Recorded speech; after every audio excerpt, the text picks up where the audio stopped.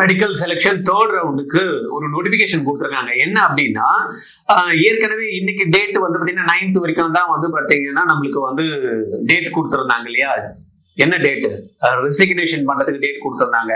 இப்ப all India வந்து MCC என்ன சொல்லியிருக்காங்க, 10ஆம் தேதி அக்டோபர்ல இருந்து 21 வரைக்கும் தான் தேர்ட் ரவுண்ட் ஸ்டேட் கவுன்சிலிங் நடக்கணும் அப்படின்னு கொடுத்ததுனால இந்த டேட்ஸ் வந்து மாறி கொடுக்கறதுக்கு வாய்ப்பு இருக்கு.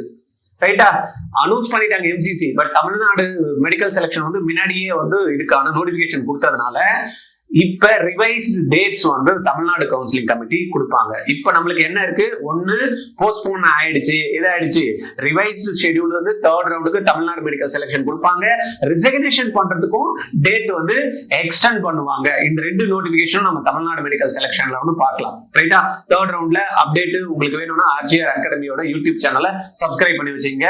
உங்களுக்கு டான் நியூஸ் வந்துடும்.